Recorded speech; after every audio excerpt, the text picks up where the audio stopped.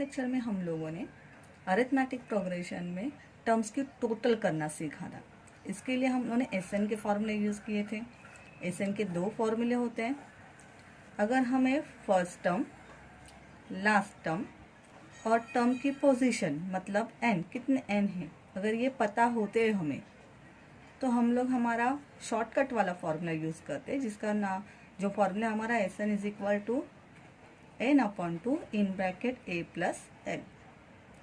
लेकिन अगर हमें फर्स्ट टर्म पता है, टर्म की पोजीशन भी मतलब एन भी पता है, लेकिन लास्ट टर्म हमें पता नहीं है, मतलब हमें सिर्फ फर्स्ट टर्म और टर्म की पोजीशन इतनी ही पता है, तो हम लोग हमारा दूसरा वाला फार्मूला यूज़ करते हैं, जो हमारे लिए S n is equal to N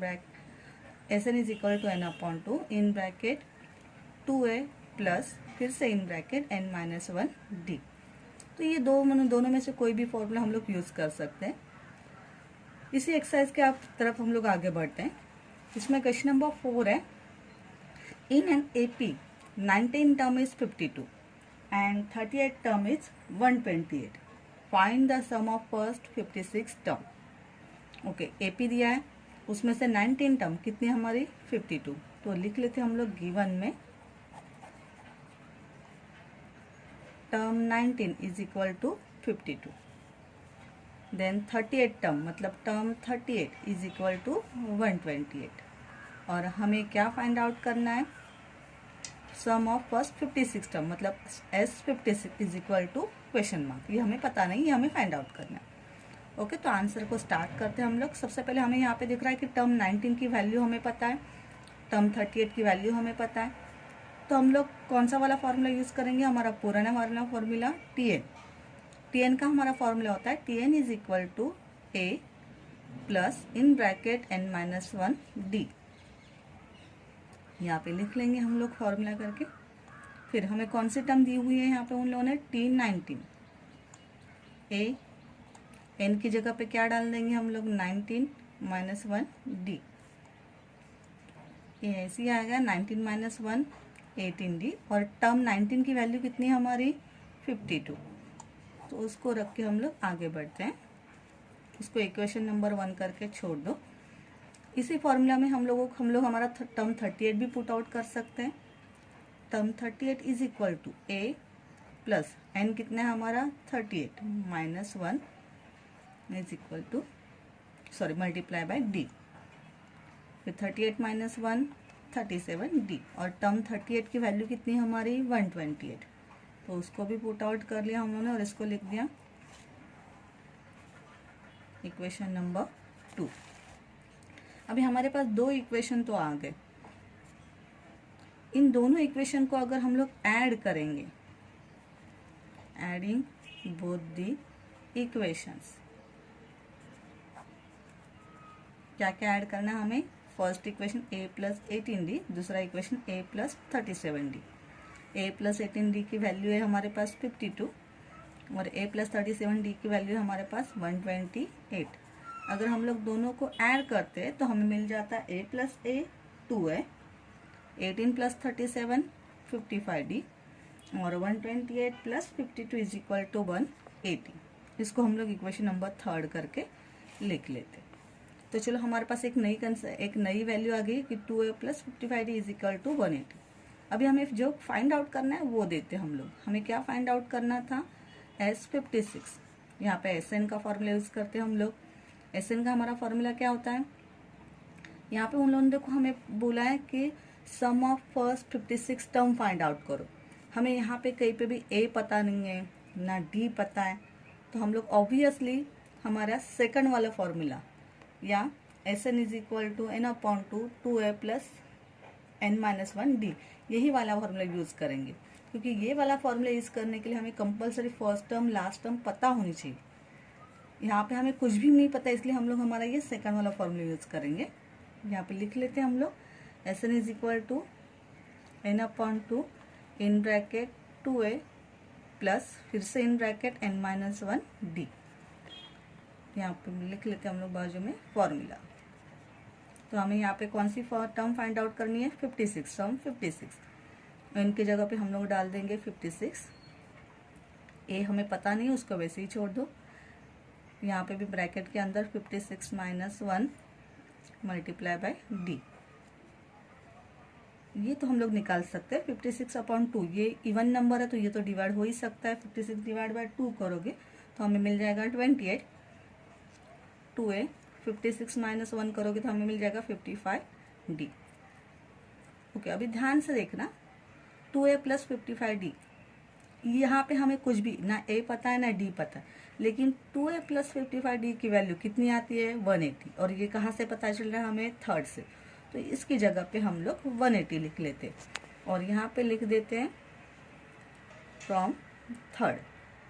हमें थर्ड से पता चल गया कि 2a प्लस 55d की वैल्यू कितनी आती है 180, तो जस्ट हम लोग वो सब्सटीट्यूट करें।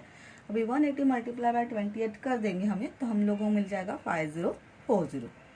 तो therefore sum of first 56 terms is 5040। यहाँ पे हमारा क्वेश्चन नंबर 4 कंप्लीट हो रहा है। क्वेश्चन नंबर 6 की तरफ आते हैं हम लोग। क्वेश्चन नंबर 6 में लिखा है sum of first 55 term in an AP is 3300। पहले 55 टर्म की टोटल कितनी है 3300, हमें फाइंड आउट करनी है उसकी 28 टर्म।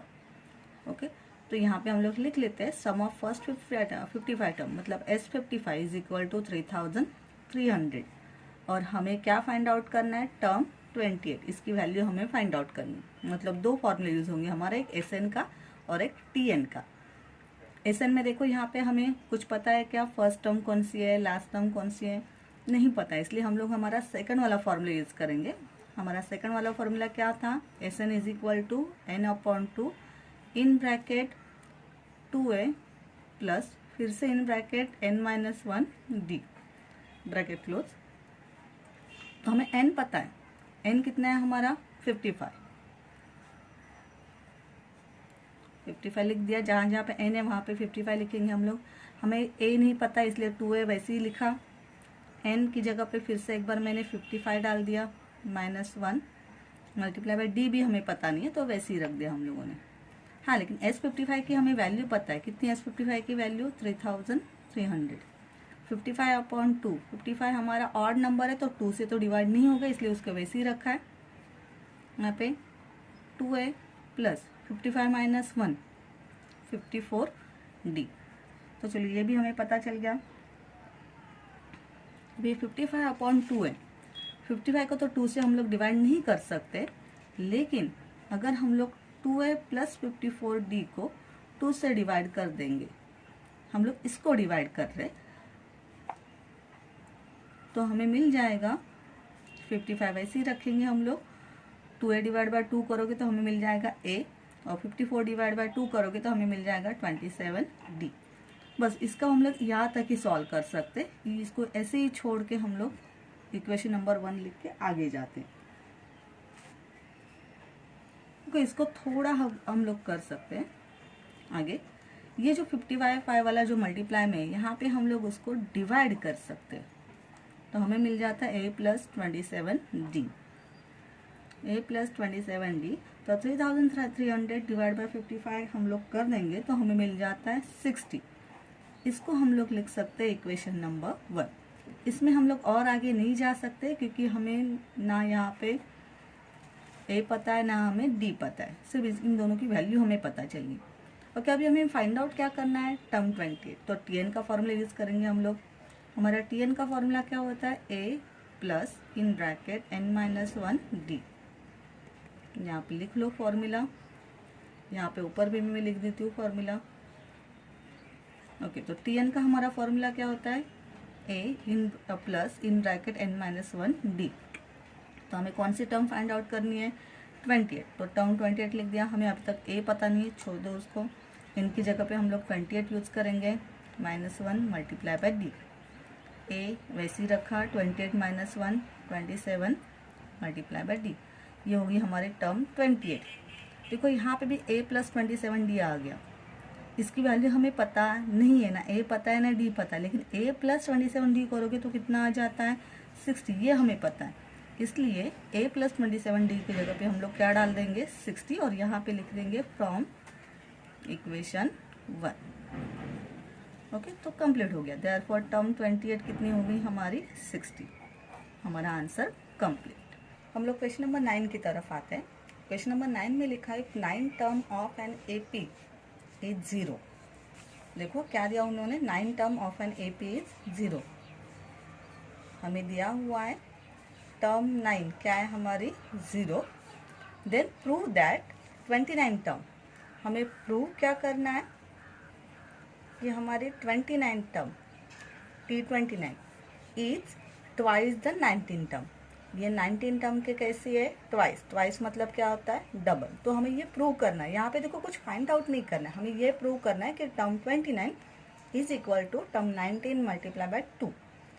ध्यान से देख लो, यहाँ पे सब जगह पे टी ही यूज हो रहा है।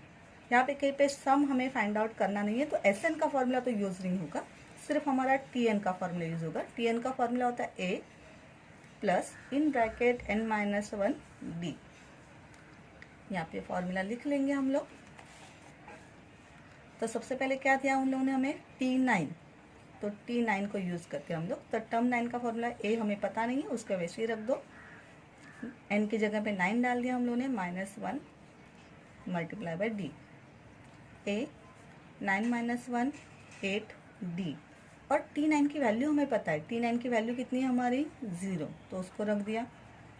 अब a plus 8d is equal to 0, इतना तो समझ में आ गया हमें। तो हम अगर हम लोग यहीं पे रखते हैं और ये प्लस वाला 8d वहाँ पे जाके क्या हो जाएगा, -8d। इसको हम लोग फर्स्ट करके लिख देते हैं कि a is equal to 8d।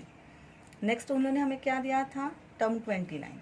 तो चलो टर्म 29 यूज़ करते हैं हम लोग। टर्म a लिख दिया हम लोगों ने, n की जगह पे डाल देंगे हम लोग 29 minus 1 multiply by D. 29 minus 1 28 D. Term 29 की वैल्यू हमें पता नहीं है, तो उसकी जगह पे हम लोग ने कुछ नहीं लिखेंगे, हम लोग वो टर्म 29 ही लिख देंगे। a plus 28 D. लेकिन देखो a की वैल्यू हमें पता है, कितनी है हमारी a की वैल्यू, -8d। तो a की जगह पे हम लोग डाल देंगे -8d प्लस 28d। यहाँ पे लिख देंगे हम लोग फ्रॉम फर्स्ट। तो माइनस प्लस क्या हो जाता है, -8d प्लस 28d आ जाएगा 20d। और साइन किसकी आएगी, हमारी बड़ी वैल्यू की। इसको लिख देंगे हम लोग सेकंड कि term 29 is equal to 20d। अभी हमारे पास और क्या है, टर्म 19। टर्म 19 डाल देंगे हम लोग। a प्लस n की जगह पे क्या डाल देंगे हम लोग, 19 minus 1 multiply by D. a 19 minus 1 18 multiply by D. यहाँ पे भी a की जगह पे क्या डाल सकते हैं हम लोग, a की value -8d, -8d plus 18d। यहाँ पे भी लिख लेते हैं हम लोग फ्रॉम फर्स्ट। तो -8d प्लस 18, माइनस प्लस हो जाएगा हमारा माइनस, और आंसर आएगा 10d। इसकी जगह हम लोग प्लस के ही साइन लगाएंगे क्योंकि 18d बड़ा था। तो यहाँ पे भी लिख लेंगे हम लोग term 19 is equal to 10d। तो देखो यहाँ पे हमें टर्म 29 और टर्म 19 की वैल्यू पता चल गई। तो यहाँ पे लिखेंगे हम लोग फ्रॉम सेकंड एंड थर्ड। 19 की टर्म 19 की वैल्यू कितनी है, 10d। टर्म 29 की वैल्यू कितनी है, 20d। तो लिख देंगे हम लोग टर्म 29 एंड टर्म 19। देखो टर्म 29 की वैल्यू कितनी है हमारी, 20d। टर्म 19 की वैल्यू कितनी है हमारी, 10d। ऑब्वियसली इसको हमें क्या करना पड़ेगा, मल्टीप्लाई बाय 2।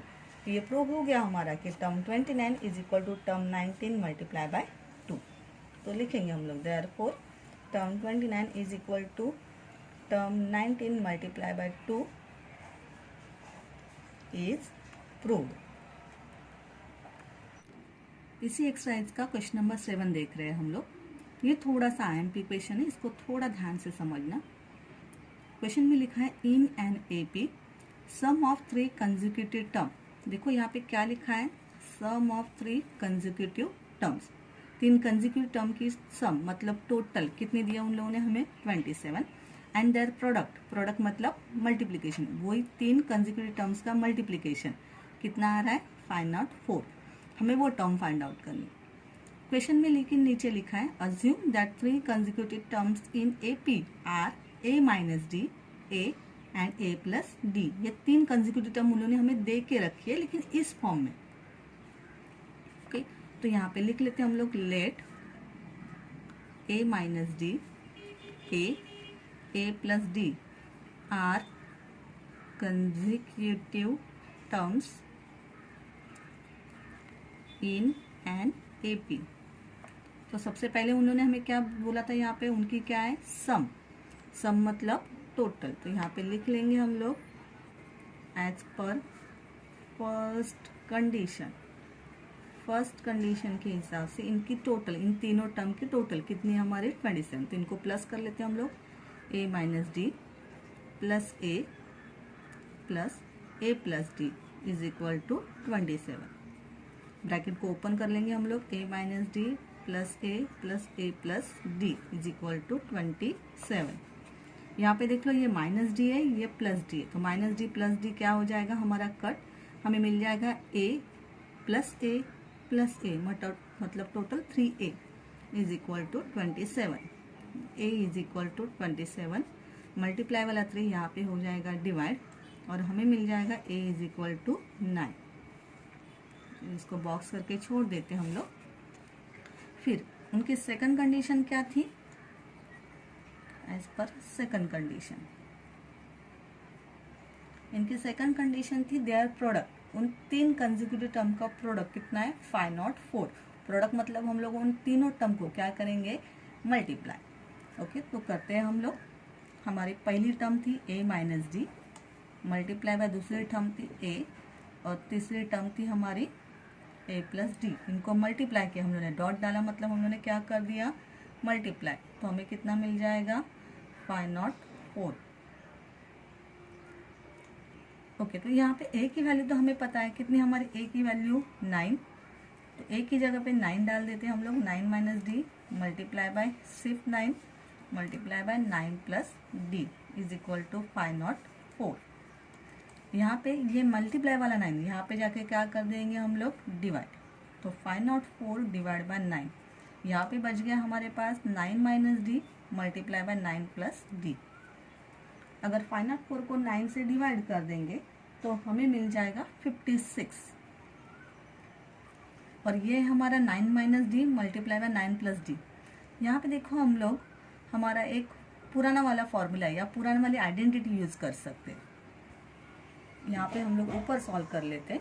हमारी आइडेंटिटी थी A plus b multiply by A minus b is equal to A square minus b square. मतलब अगर वही हम लोग यूज करेंगे 9 plus d multiply by 9 minus D is equal to 9 square minus d square. तो 9 का square हमें पता है कितना है हमारा, 9 का स्क्वायर 81 और डी स्क्वायर वैसे ही रखेंगे। तो देयरफॉर यही यूज करेंगे हम लोग यहाँ पे। 9 minus d multiply by 9 plus d is equal to 81 minus d square. और यहाँ पे लिख लेंगे A minus b A plus b is equal to A square minus b square. तो ये समझ में आ जाएगा कि हम लोगों ने आइडेंटिटी यूज की है यहाँ पे। ओके, तो अभी 81 माइनस डी स्क्वायर हमें दिख रहा है। तो अभी ये प्लस वाला 56 हम लोग यहाँ पे लाएंगे तो माइनस 56 हो जाएगा और माइनस वाला डी स्क्वायर हम लोग वहाँ पे लेके जाएंगे तो हमें प्लस वाला डी स्क्वायर मिल जाएगा। तो 81 माइनस 56 करोगे तो हमें मिल जाएगा 25 is equal to d square. तो हम लोग डी स्क्वायर का यहाँ पे रूट यूज़ करेंगे। दोनों जगह पे रूट यूज़ करने के बाद हमें मिल जाएगी वैल्यू 5, लेकिन हम लोगों ने रूट यूज़ किया इसलिए यहाँ पे लिखेंगे प्लस माइनस 5। तो डी की वैल्यू आ गई प्लस माइनस 5।